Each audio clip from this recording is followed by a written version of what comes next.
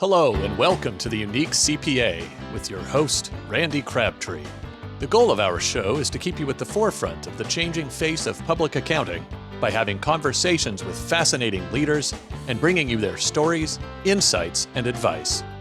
The Unique CPA podcast is brought to you by Trimerit, the specialty tax professionals. Today, our guest is Brian Kush. Brian is the co-founder of Intent to Lead, which is actually a leadership development firm, specifically dealing with CPAs, but I think other leaders as well. Brian, welcome to the Unique CPA. Thank you, Randy. It's great to be here.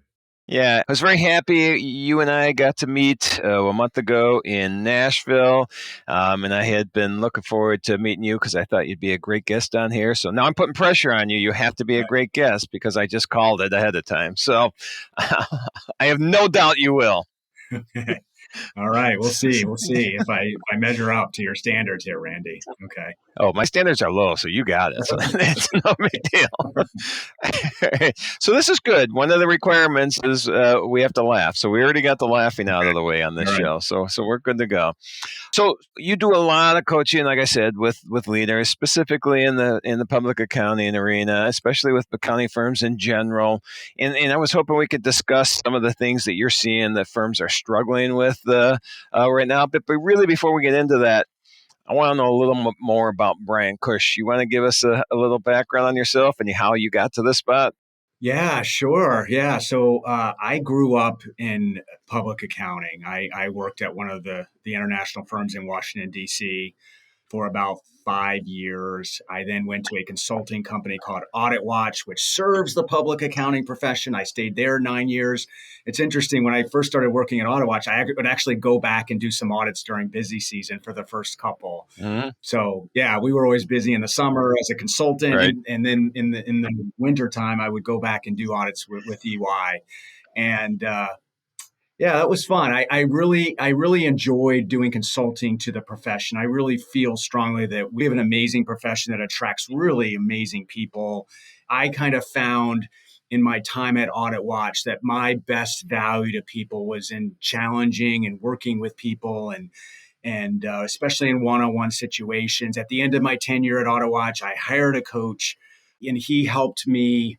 I was tasked with running a new team. It was IT auditing. And I was not great at business development. I hired a sales coach, and he helped me to be better at sales, more intentional in my life, and helped me to be a better everything. Brother, colleague, entrepreneur, everything. Son, a better husband, a better father.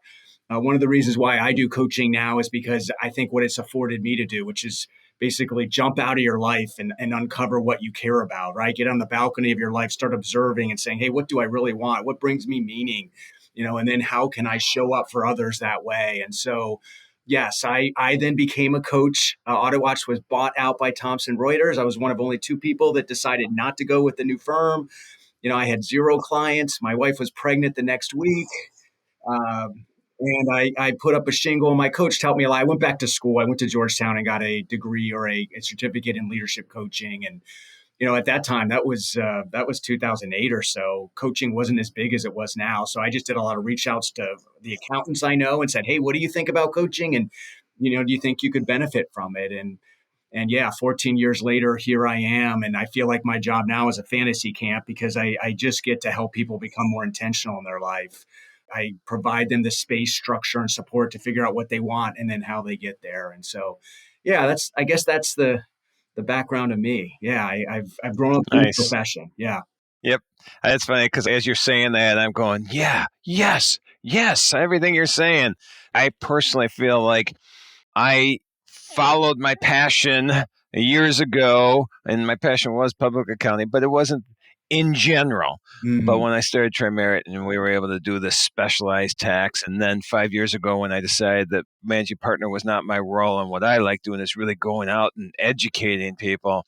And then that's where what you were saying was just resonating with me. It's like, I don't work a day at all right now. Nothing I do is work. It's just, I feel very, very lucky and very spoiled. So it's great to hear that you feel like you're on that path too, which is nice.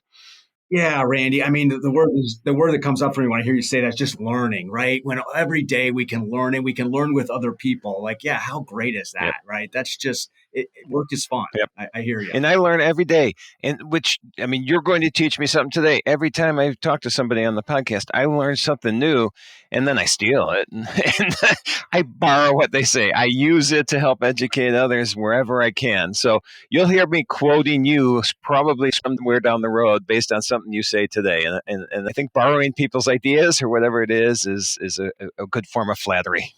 Right. It's funny. I'm like that too. Sometimes I will share a quote with someone and I will have to say, hey, this isn't my quote. I can't remember exactly where it came from, but it was Yes. somebody else. Yep. Right. Yep. Yeah. Yep. I don't always give myself credit. Very seldom do I do on that. But all right. Well, let's get into this because what we're doing is we're saying not everybody is having as much fun as you and I, and there are things that they are struggling with. So public accounting in general, we've known. I mean, just if you look at the last 3 years, it's been crazy in public accounting, but not even the last 3 years. So when you're out doing your one-on-one coaching now, when you're talking to leaders within the public accounting industry or profession, let's start with one. What's one of the biggest struggles that they're dealing with right now?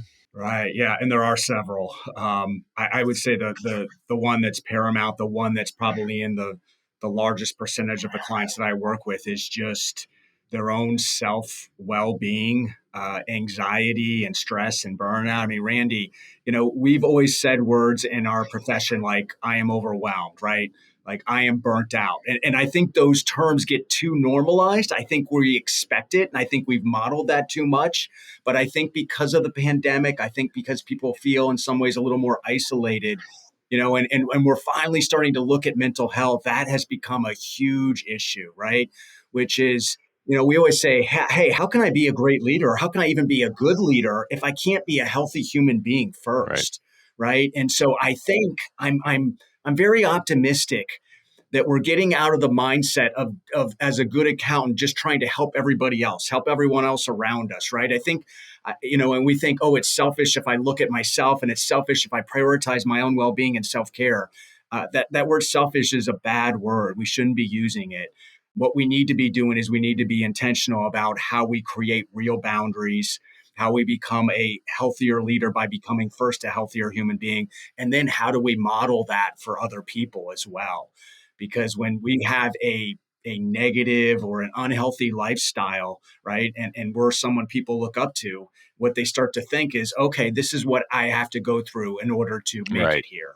Right. And that is, I think, something that's being challenged now. Right. And, with turnover being what it is and that type of thing, that's just not going to work anymore, I think, into the future. Yep. So yeah, that idea of anxiety, burnout, and stress, right? And truly knowing what burnout is. And I tend to lead. We do some polling in a lot of our webinars, and the numbers that have come back to us is 70 to 75% of the people that we work with are either experiencing burnout right now or they have in the recent past, right? And that just shouldn't be acceptable. It's too normalized and too accepted, but it shouldn't Right. be. No, I agree. It's very fortunate I've got to speak about this subject a few times this year, and I'm very excited I get to do it a few more times. So I didn't know where we were going with the first topic, but I think that is one of the biggest issues to deal with. And all I'm going to add a little to that, because I've been, and you can comment on it where you see if I'm right or I'm wrong based on what you see. Sure.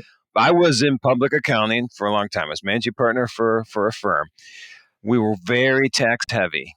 Mm. I was way too busy to the point in time every tax season I dreaded, and every tax season I would, stress, burn out, too many hours, 7 days a week, getting home at 10 at night, and it just couldn't continue. But that was burnout, that was stress, and if that continues, that can actually lead to mental illness, which is going even a step further. And unfortunately for me, I think that's one of the reasons I ended up selling my firm was just I couldn't take it anymore from that burnout level. And it worked out well for me, but some people just don't get out of it and they can't get out of it. So is there anything we can do to help that? I mean, any ideas you have? Yeah. Yeah. And let me just add to what you said. Yeah, it can lead to mental illness, but it can really also lead to physical illness. I one of the things I started doing, or I learned early in my coaching career, is that I'm no doctor for sure, but I had to understand where my clients were physically, right? Especially those that have been in this for a long time. What has been the overall, the cumulative impact of you doing what you just said, during busy season and putting everything second? And what is the cumulative impact? So Mhm. what can you do with that? Well, first of all, it's funny, it's amazing how many clients I hear that say something similar to what you do. Brian, I can't have another 9:15 like I just had. I just can't go through it anymore. Right. I can't have another 3:31 just like I just had, or 4:15. So actually being a little bit angry about it, actually saying, hey, you know what? That is my status quo, right? And I actually have to be able to believe that I can make change. I think that's one of the hardest things here, which is that I think it's a cultural mindset that we have that's the way it should be. That's the way it has to be.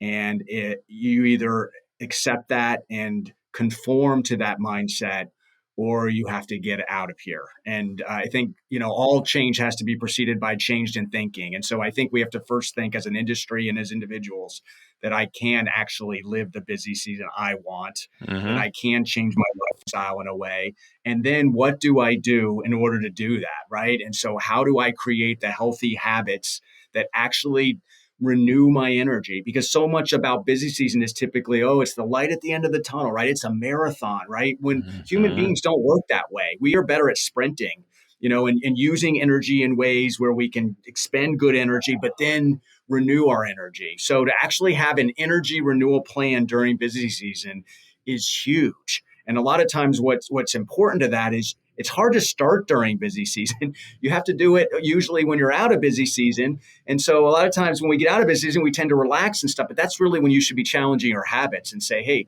what can I do on a daily basis so that if I have a really tough day, I can still take care of myself, right? And then the simple things, right? Like prioritizing hydration, nutrition, and sleep. Those three things, which accounts don't do a lot of times, or they just have them be second fiddle when it comes to crunch time. Yeah, how can you prioritize those three things every day in your life so that the habits are there, so that when you get to busy season, it's the same. Yep. And I would add exercise to that as well. Yes. Exercise is always a renewer for me. And I've been on the road right now for 5 straight days in 5 different cities. And I've gone 5 days without hitting the gym, which I never do. And I could tell when I woke up this morning, I just have not worked out. And that almost causes me stress, is the fact that I haven't got to the gym. So before we started today, I got down there for an hour and I pushed hard, and man, my energy level is so high right now. Just feels so great. So I think that's extremely important as well. Yeah, and Randy, let me just add to that. I think as accountants, we tend to think about time management, right? Like if I do something, I've taken time away from something else, right? Right. So I don't have time to go to the gym. I don't have time to do this energy renewing activity, even if it's just taking a quick little walk, something like that. But when you look at it from an energy management perspective, that can shift a little bit, right? By you getting that hour in at the gym this morning, what does that do in terms of your efficiency, your productivity, your mood, Yep. the way you might be able to connect with other people here, in a way that, hey, it's not so much about trading time. It's more about renewing my energy so that just the world gets the better version of me that day. Yeah, it definitely works for me for sure.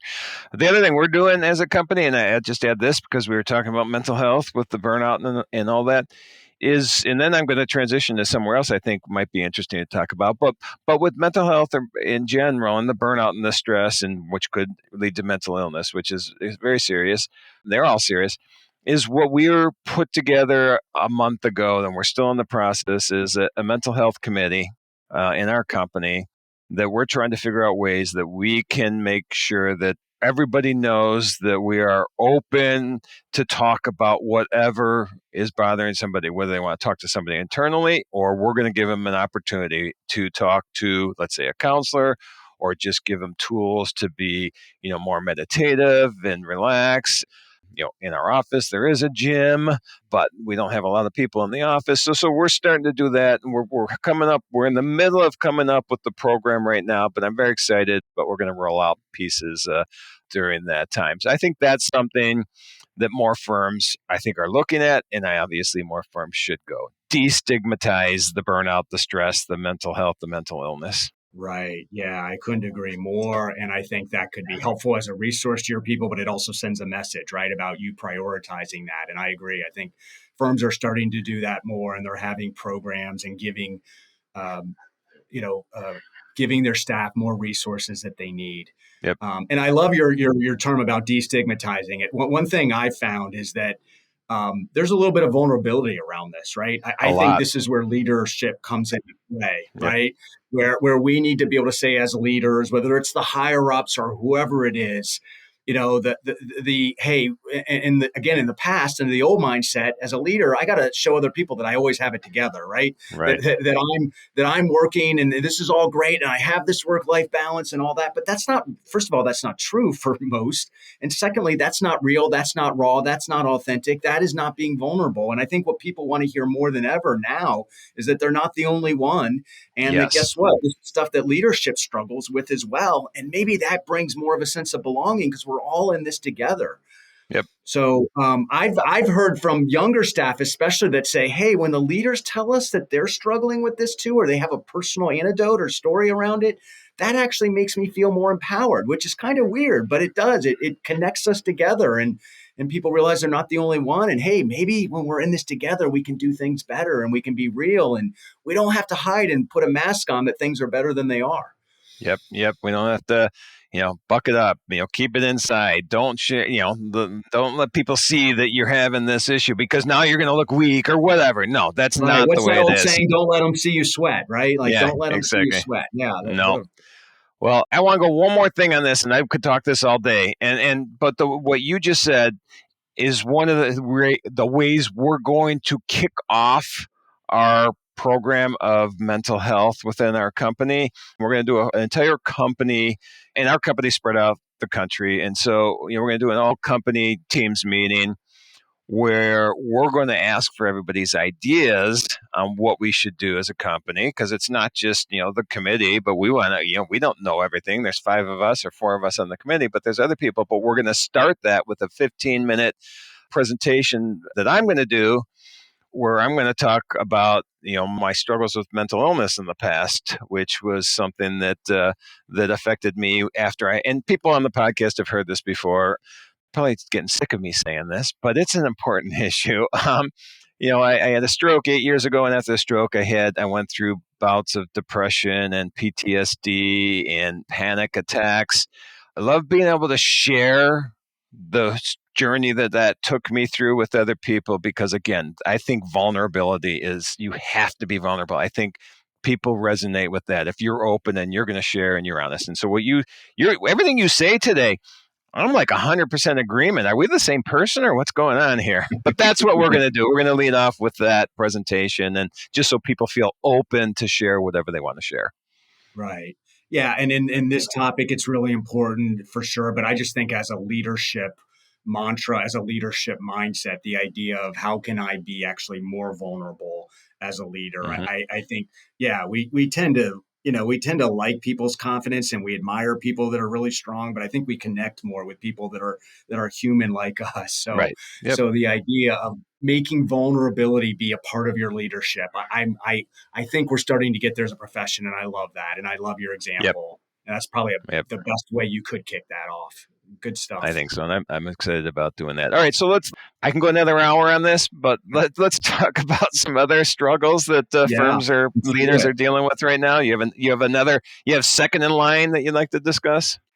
Yeah, I think one of the biggest challenges that we see a lot of is the idea of who do I have to be as a leader for others. Let me share a little bit more about that. So, how do I show up in a way that empowers other people? And I think in some of the traditional older ways, we tended to think, hey, you know what? People need to learn from me. People need to be told always what to do. I need to solve people's problems, right? As accountants, I think we really like solving problems. Mm-hmm. Whenever you look at some of the AI CPA surveys, that's actually one of the things accountants tend to say that they enjoy about their job, which is solving problems. Right. And that's great. And we need to help people solve problems. But one of the biggest challenges we see, especially in our coaching, is when we start to create dependent relationships where other people tend to have us as the owner of all the problems of the department or of the team or of this audit or this client or whatever. And so for sometimes we call it the savior complex, right? Hey, I am so great and I am so knowledgeable and I'm experienced that I need to be able to save my clients. I need to be able to save my staff. And that mindset, it can create dependence, because when we are so enthralled with solving people's problems, right, giving them the answers all the time, then we tend to create a reinforcement around that and people come back to us. So we have a lot of people that come to us for a coaching opportunity where they're saying, I just can't do this anymore. I'm not creating real owners within my staff. I'm not creating that ownership that's needed. I'm struggling with everyone coming to me all the time. And there's a cost to that. I'm not doing the things I know I could be doing. I'm not doing my best use items. I'm not adding as much value to my clients as I can because I'm always putting out fires, right? I'm always saving people. And yeah, so that is hard. And I don't get to do those other things I want to do. And yeah, it comes from a mindset and it comes from just a lot of experience of continuing to do that. So yeah, that's a huge one. And I think even through the pandemic, people have talked about that more. I don't know where people are as much and I struggle. And, it's how do I know what they're doing? And because of my mindset, I'm used to telling them what to do. And if I'm not with them as much, right, I struggle in getting them to buy in on the things they need to own. Right. Well, it almost sounds a little like micromanaging is involved in some of those mindsets for sure. And my philosophy is just, give people the knowledge they need and let them go. I mean, there's going to be small things to correct and put in the right direction, but trust that people can do the job they're doing. Yeah, but Randy, the idea of trusting, the let them go, right? I think that comes from a mindset of, hey, I believe in their creativity, right? I believe in their resourcefulness, and that's a mindset. We sometimes call that the coaching mindset, which is right. Instead of me believing in my own powers, instead of me believing how much I can help others, I actually start to believe in them, Yep. right? Not that they're ever perfect by any Right. means, right? But hey, they can be creative, they can be resourceful, they're whole people, and what if I show up as a believer, Mm-hmm. right? How does that get different? Instead of me throwing answers down their throat, right? Instead of me telling them what to do, if I show up as a true believer, then I show up more as a coach. I start to ask questions. I start to listen. I start to get really, really curious, right? And in that way, people can sense that, right? And instead of me having to have the tough answers, I instead have the tough questions. Yep. Right. And when I have the tough questions, it makes the other person who's really the performer anyway. That's what a coach does. You have the performer do the hard work. Right. And when you start to have that mindset, you start to get curious about the toughest questions you can ask them so they can solve, the problems and go forward. Yep, I agree. And that, again, going back to my history in public accounting, I was the wrong way first, at least in my mind, the wrong way. I had to review every single number on every single tax return. It seemed like because everything had to be perfect, and I had very good people that were getting good jobs done and getting the work done, and it took me a long time to get past that. Even when we started Trimerit, I was still way too much in that mindset, and really for me at age 54, when I gave up managing partner role was when I really started to realize that I don't know everything. I don't have all the answers. I don't have to. I honestly love it right now when people come and pretty much argue with me. Hey, no, that's wrong. You're doing that wrong. This is not it. This is what I believe. And I've learned so much over the last 5 years when people come do that because I'm like, yeah, I don't know everything. You're right. And you guys do. You are awesome. Right. And so it's for me, it took a long time and it's later in life, but man, that's why I'm having so much fun now. Yeah, yeah, but that is a mindset change, right? You're Oh, yeah, more huge. curious about what you can learn from others and getting their input and believing in them. Yeah, unfortunately, in our profession, sometimes we do tend to reward the other way a lot, right? Hey, if you're a savior, if you're putting out fires, that's a person we need. And I'm not saying we don't need those people, but we also really need to reward and reinforce those that truly develop others, right? Yep. And can do that mentoring and coaching in a way where, hey, I'm moving other people up and I'm going to personally benefit from that because I don't have to put out all the fires all the time. Yep. But yeah, my value can now be derived instead of me having the answers of actually soliciting them from others. And that is a shift, right? That is a shift Oh, that you went through. And a lot of times huge. it's a shift that unfortunately people come to me to want to make, but it's because they're so much later in their career and they're struggling in getting their Right. work done, and they're struggling in getting other people to own what they're doing. Right. So it's just you help them with that mindset change, put tools in place and steps in place to get to the level which is going to be the best for them. I assume that's the way things go here, right?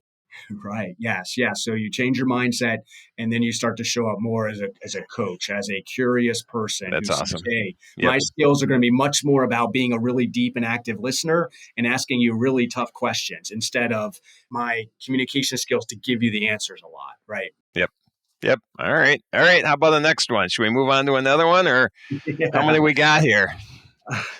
Yeah, well, I had written 5 or 6 down here. I mean, I think another one, and I think this is related to the first one we talked about a little bit, but just the sense of belonging that people have right now. Yep. Right? Hey, we're in this hybrid environment, and sometimes it's totally virtual environment. And how do I truly connect with people in a way where, hey, I'm used to before the pandemic being there physically with them, and so how do I not only do I just know what they're doing in terms of their work and stuff, but how do I know how they're doing?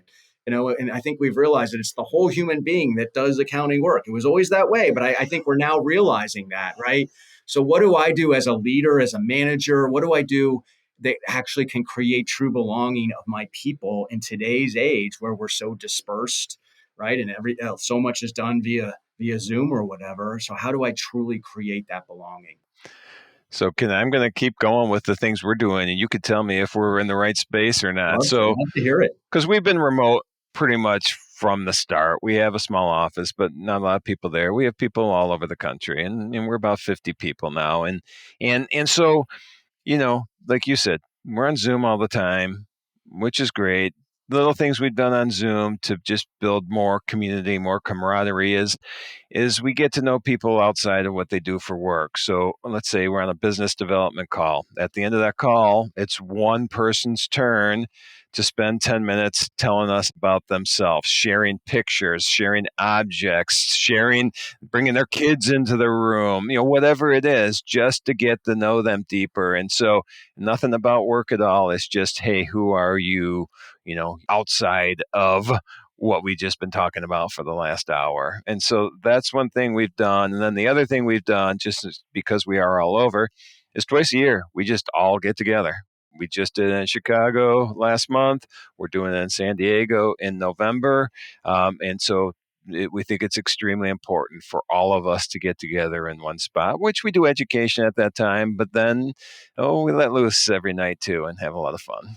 Right. So any other ideas? Yeah, those are great ideas. I mean, I'll just piggyback off those first two ideas, right? So the first one I heard is, hey, at the end of meetings and stuff, we let people share something personally, right? You're kind of checking out, giving them that opportunity to share something about themselves. And I think that's huge, right? I think people do want to bring their whole self to work. And when you give them that space to do that, to share something that people might not know, right? That's huge. Mm-hmm. Yeah, just doing even little check-ins and checkouts during meetings, right? Hey, how are you doing? How are you doing? Check in with us. Share with us anything you want to share. Maybe you had a really rough meeting. Let us know that. Be Right. real with your emotion.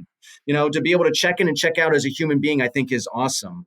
Yeah, the idea of getting together, in person and actually having events like that. One thing, Randy, I've learned over the last probably just 90 days, a lot of firms are starting to do that more. That actually creates a little bit of anxiety for some people now Okay. because they're not used to it as much, right? Yep. Some people, especially some of the introverts, have thrived in some of this. And so just realize that, right? Yeah. What are the things that you can do that maybe, 3 years ago you didn't have to do when you had an in-person event, but they can call people in. So I was surprised to learn that. But yes, some people have some anxiety around that. And Yep. I'll tell you, yeah, even myself at times where I get into a big group now, it's just I'm not as used to it as I was Mm-hmm. many years ago. So yeah, let's just realize that. I love that point Just because sorry, Brent, but I didn't even think about that. And I was talking with someone a week ago and talking about, hey, some of this stuff I just make assumptions. I mean, we all talk about this, but somebody might have a different thought than I'm thinking and not feel comfortable, whether it's the mental health issue or something else. And so, how do I know what they're actually thinking if they don't feel comfortable to bring it to it? And I think they should, but don't always. So they just said, do anonymous surveys or just have an anonymous area where somebody can post whatever their ideas are, what their thoughts are, what their concerns are. And so we've started that with the mental health portion, and that's part of it. But just overall, I think that's going to be key, is that let anybody share anything that's a concern to them anonymously. What do you think? Yeah, no, I think that's just another way to get some feedback that you might not have done in another format. So I think Yep. that's great. Yeah. Maybe Okay. that's a good starting point with different feedback. Yeah. Right. So one thing we've started to help some of our clients with, and we've even started to do some training on, is the idea of actually being intentional about designing your working relationships, right? I know that sounds all formal and things like that, but as a leader, right? And a lot of our relationships, I think, are getting split off into one-to-one relationships versus team. Now, we still do Zooms on Teams and all that, but we're doing a lot of interacting one-on-one with people, maybe even more so now. So how do you intentionally design that working relationship so that both parties can thrive, right? And it can be things like asking just questions about what other people value in working relationships, right? It's simple little things that maybe we already should have been doing about how responsive do we need to be to each other, right? Just asking questions that draw the other person in on how we best work together. And I think that sounds really simple, but I don't think we've done that formally. And I think there's a great opportunity to do that, to actually show up in a curious way and ask the people that you work with questions around how the relationship can thrive for both people. And so that's something that we've had some people really work off of and done really well with that, right? And it can draw people in. One learning point we have learned from that, though, is it doesn't always draw people in right away. Sometimes accountants aren't used to being asked questions like that. And so some of the leaders have had to keep at it, right? Hey, I'd like you to think about this, right?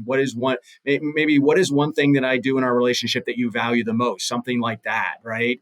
But sometimes accountants need a little bit of space to process, come up with an answer. Or maybe they just have a little bit of an awkward silence, right? And they don't have an answer to that. And I think navigating relationships, I think we need to be a little more formal or intentional about it. Yep. Yep. Nope, I agree. We talked about, putting in like mentoring programs, which is, probably pros and cons to that. And so, we talked as a group one last time we got together, and there was like not all buy-in, which I can completely understand. And I don't know if I'm buying in with all of that completely either. But yeah, being able to somehow, because the key was that, you know, you might not be comfortable for some reason sharing those, concerns, and we want people to be comfortable, but they're not going to always. So I don't know if there's a way around that. Right. Well, we just need to meet them where they are. And that's not easy because there's not one answer, that you can just say, hey, do this for everybody. Right. Right. But I think keeping at it, and even as a mentoring program example, what can the mentor and the mentee do in that relationship where every once in a while they can actually just step outside of the mentoring conversation and just ask each other, hey, how is this going? Right. Is there anything we can be doing? Yeah, when we do mentoring, mentoring is about providing lessons and providing good advice and stuff like that. But if we could just step outside the relationship just every once in a while and just say, hey, what could we do to make this mentoring work better for each other? Right. Right. And when you get to that place, you get to a real human connection and you start to really, you're learning together. You're figuring it out together. And I think that because this world is so unknown and all the different things we have to navigate now, right? To be able to have that place of conversation where you can say, hey, how can we just roll up our sleeves and think about getting a little bit better at what we do and how we interact? Yep. Right. And I think people like to be drawn in that. Like I said, some accountants may be a little hesitant at first, but I think when you give them the space and the structure to get there, they do. And that can create a good sense of belonging, right? It can create hey, you know what? This person not only cares about being the mentor because they were chosen, but they actually care about how this mentoring relationship can best benefit me. Yep. I think that's great. These are all awesome. I could sit and talk about this all day, but at some point I'm going to have to go back to the conference I'm at. So let's go through one more thing that you're seeing firms struggle with, leaders struggle with, and identify ways that they can deal with that. Right. So one of the most common topics that the coaches that we work with brings up is just the question of how do I fit in to my firm and how do I fit into this industry? So a lot of times, especially what you might term as emerging leaders, right? They're starting to look into their future. They're starting to ask themselves, do I want to be an executive or do I want to be a partner? Things like that. And what they're doing is they're struggling with figuring out how they fit in. And usually that's because they've created a perception about what that leadership lifestyle or that model ahead of them looks like. And what do they see? And do they see people that are 5-10 years ahead of them? What's the lifestyle they live? What's the healthy lifestyle that they live or not healthy lifestyle they live? What's the leadership style that is rewarded around here? And so they struggle and they want to talk about in the coaching, how do I fit in? A lot of times if they see a model that they don't like, they think, oh, I have to conform to that. Or they sometimes get a little brave and say, hey, can I be the partner or the leader that I want to be? And can it work around here? Right. Right. And so they're at that crossroads of, I don't know, is it worth it for me to get promoted if I'm going to have to conform to that style of what I see? And sometimes in the public accounting profession, especially, they'll call it the billable hours lifestyle, Right. right? Right. Right. Where it's like, okay, the amount of billable hours that you have, that is the true worth, the value that you bring, right? And that's what's exclusively rewarded around here. That's the thing that will always get you, some kudos from people around here, and especially leadership. Yeah, and that's I think, at the smaller firms, I think that is changing, and I think it'll take longer at the bigger firms, because they are all tied to that billable hour. But, if you talk to Ron Baker or somebody else, it's the more value billing, the more subscription pricing, and I think that's huge, and just the more advisory service. But I'm going to, again, relate back to us Okay. of what we're doing, and this is probably to me personally, but I am a huge proponent and I love talking about finding your passion and role in the business and combining those two if possible. And even if you don't have that role exist currently, Yeah.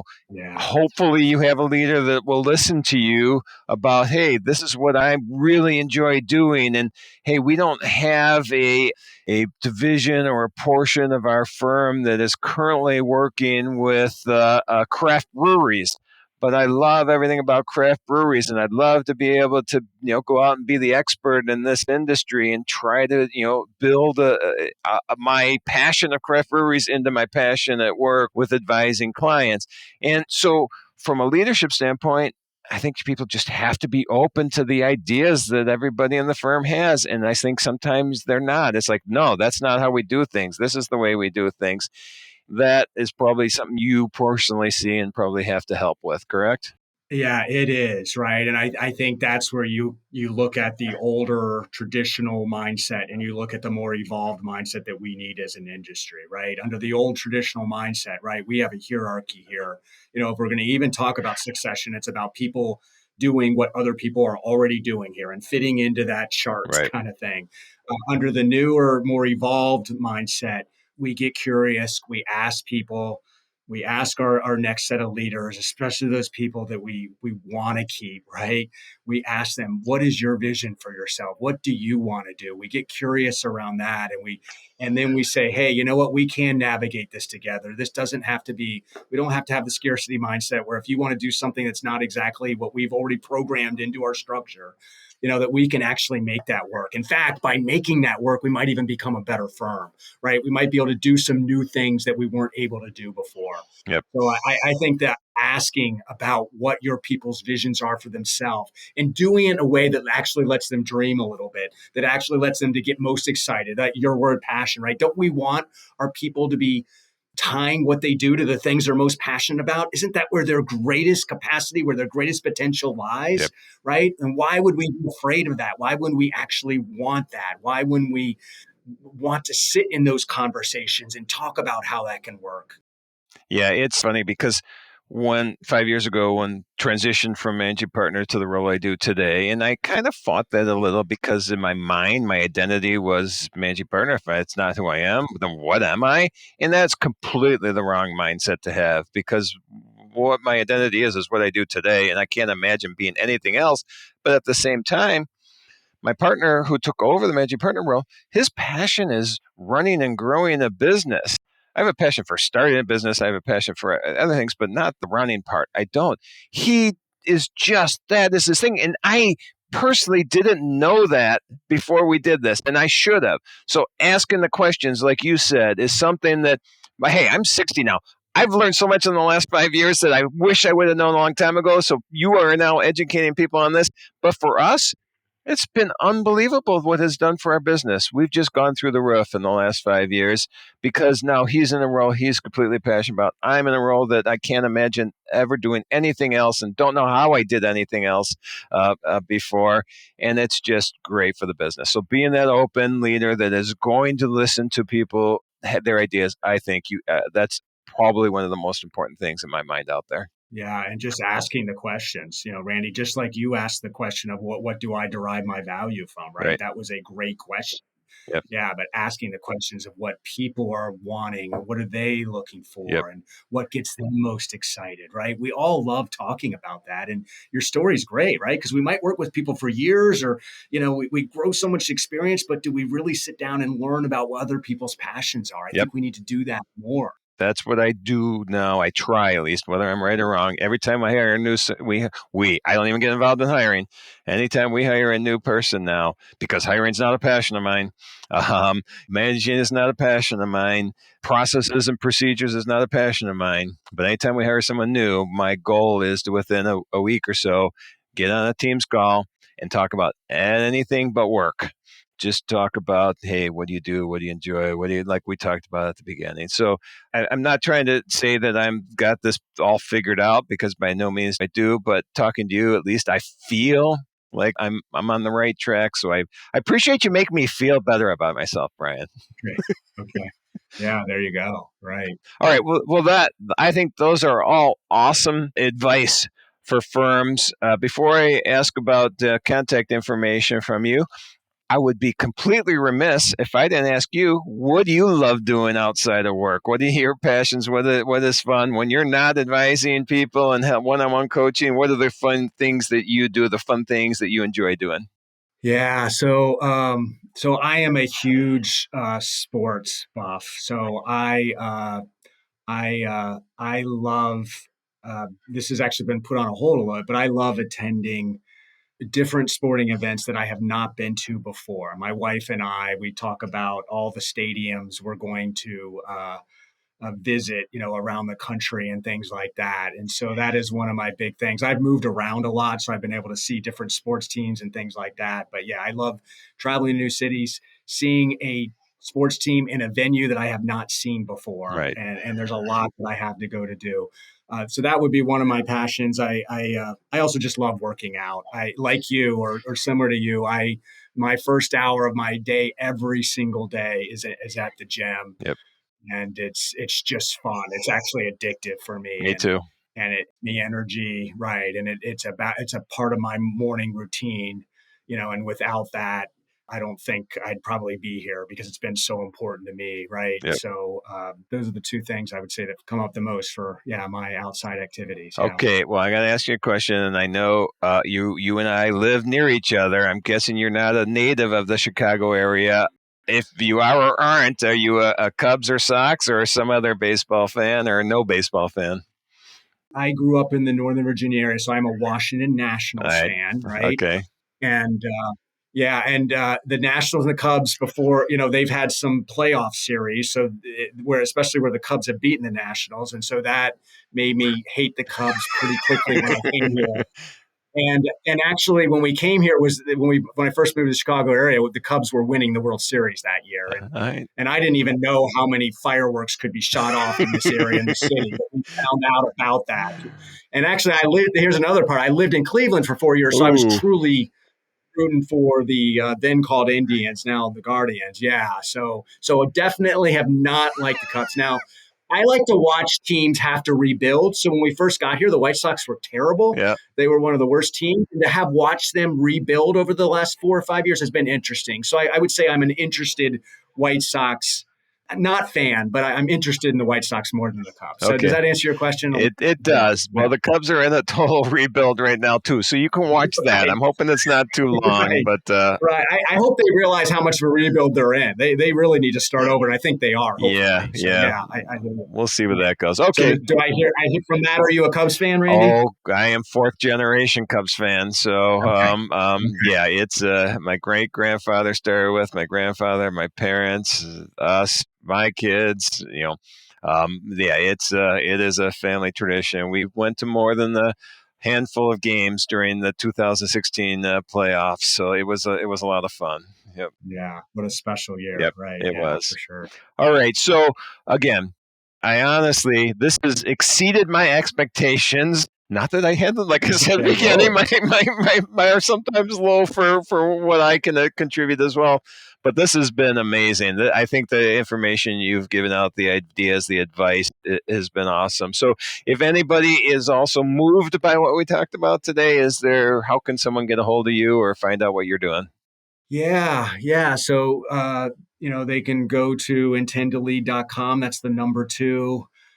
We just started our own coaching community. We realize executive coaching can be really expensive for people, and there's especially becoming a healthier leader and human being. So we just started our own healthy leaders coaching community, which is very, very cheap and very feasible. And it's a monthly subscription that people can join and actually get some coaching support and really connect with like-minded leaders from firms across the country. So we're really excited. We already have 50 people signed up or so to start in July. But yes, intend2lead.com. Please connect with me on LinkedIn, Brian Kush, Kush. I'd love to do that as well. That's how you can find me. All right. Well, Brian, again, thanks for being here today. I look forward to seeing all the feedback we get on this one. I think it'll all be positive. Well, thank you, Randy. It's been fun and a pleasure. And I've really enjoyed talking with you and hearing what your firm and is doing and in a lot of the areas we talked about. So good stuff. Thank you for joining us today on the Unique CPA.